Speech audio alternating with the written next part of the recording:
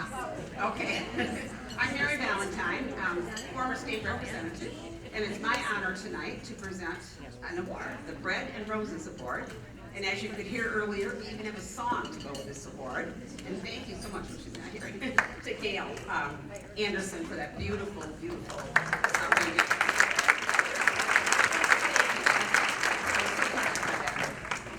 And the reason, the name Bread and Roses for this award, every year there's an award like this that goes to someone who has gone above and beyond to support women.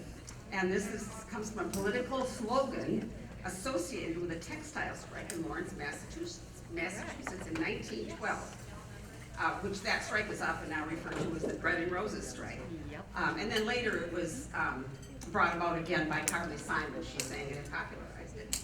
So tonight is my honor and privilege to present this award to a very dedicated woman who has helped many of us run for office.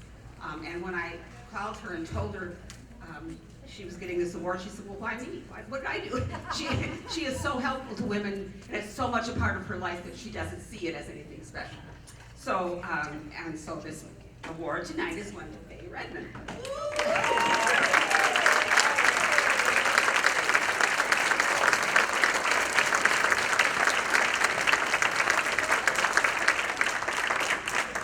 Faye has been a long time and consistent supporter of women through many years. Faye grew up in Detroit, and she graduated from Wayne State University with a degree in nursing. And her first job after college was as a visiting nurse. And just guess who her boss was? Donna Little. Now, within a year of Donna and Faye knowing each other, they had made a lifetime commitment to one another. Although it was another 47 years before they could actually marry. And they had many, many happy years together. Faye told me that many times. Unfortunately, this year, Donna did make her transition at the age of 97.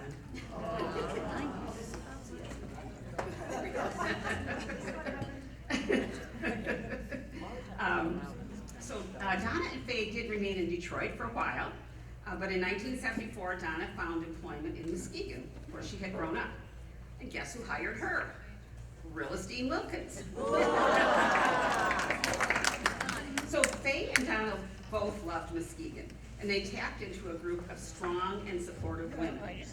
I'm just looking at it. Incidentally, it is that group of women who have steadfastly supported women politicians and fueled our campaigns with their endless support, both financial and emotional support. I was just surprised when I started running for office. There was this group of women. They just were always there. If we send out a letter for contributions, they always sent something in. We have an event, they always came, and they really fueled my campaign, and I'm sure the same is true for Marcia and others.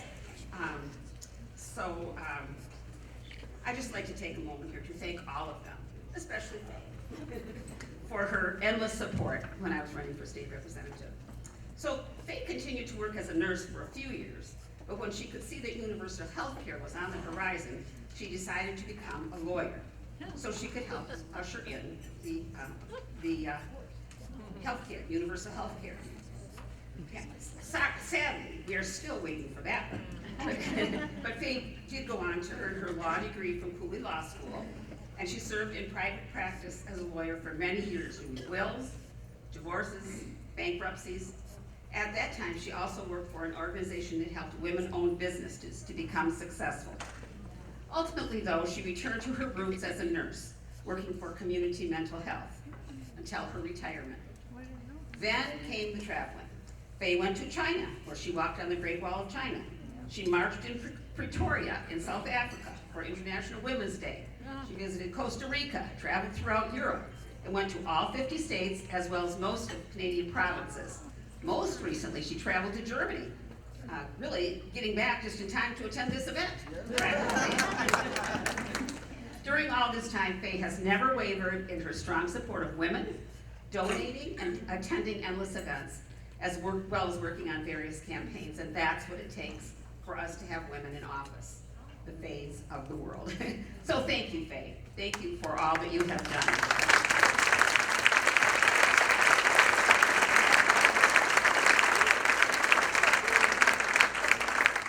It is with deep respect and gratitude that I present you with the 2024 Red and Roses Award.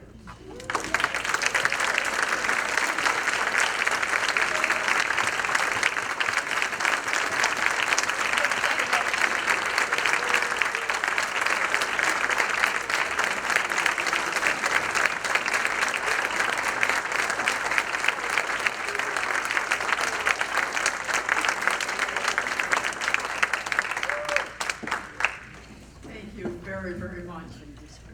I've known many of the prior honorees, and I am truly humbled by this honor.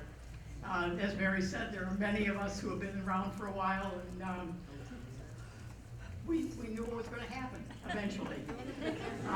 She gave me 5 minutes. I think I'll have time for questions at the end. Life begins at 80. I celebrated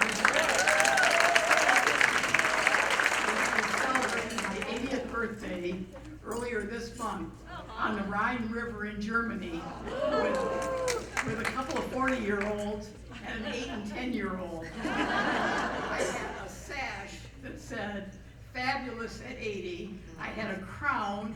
I had ladies in waiting. It was really amazing. The bomb was dropped on Hiroshima on my first birthday. I didn't know about that until much later.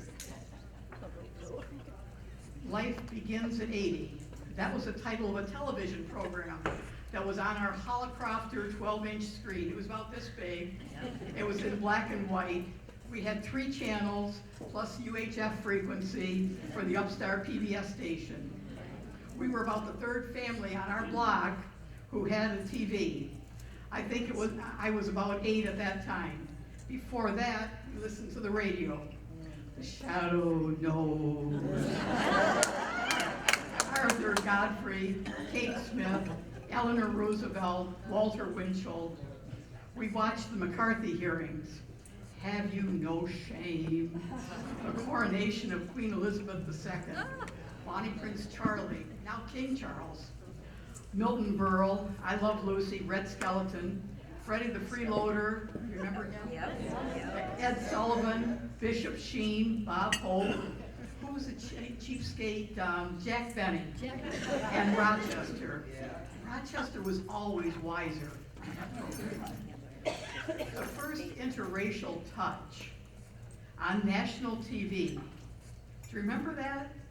It made national news at the time.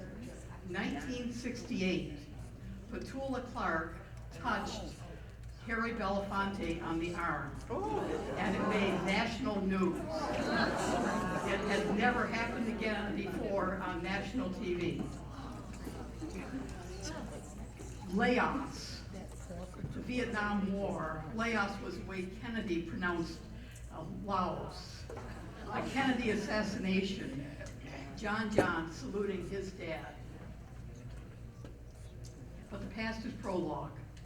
Where do we go from where we are at now? Just a few thoughts on that. Follow your passions. Persevere. Keep up with the times. Never give up. Find people who matter to you and love them. And let them love you. Take risks. What could go wrong? Who knows? What are your fallback positions?